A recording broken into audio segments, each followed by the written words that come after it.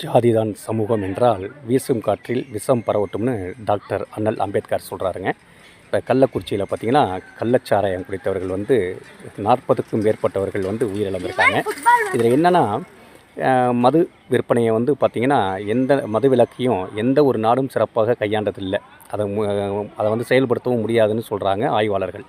சரி, அப்படி அதன் அடிப்படையில் பார்த்திங்கன்னா சுற்றுலா பயணிகள் வருவது, அது இல்லாமல் மதுவுடைய தீமை நன்மைகளை விலக்கி இன்றைக்கி அரசாங்கம் மது விற்பனை செய்து கொண்டிருந்தாலும், இன்றைக்கி இது மாதிரி கள்ளச்சந்தையில் கள்ள சாராயங்களை காய்ச்சறவங்கள்ட்ட கடுமையான நடவடிக்கைகள் எடுக்க வேண்டும் அரசாங்கம். அது மட்டும் இல்லாமல் பொதுமக்களுக்கும் ஒரு விழிப்புணர்வு வர வேண்டும். புரியுதுங்களா? கள்ளச்சாராயத்தை சாப்பிட்டு உயிரிழந்தவருக்கு நீங்கள் இன்றைக்கி அரசாங்கம் 10 லட்ச ரூபா நிதி உதவினா இதை ஊக்கப்படுத்துகிற மாதிரி ஆகுது. இதை கடுமையாக கண்டிக்கப்பட வேண்டியது. ஏன்னா போரில் போர்க்களத்தில் வீரனாக பங்கேற்றவன் இறந்து வரும்போது கூட இங்கே மரியாதை தராத ஒரு சமூகம் இருக்கும்போது 10 லட்ச ரூபாங்கிறது மிகப்பெரிய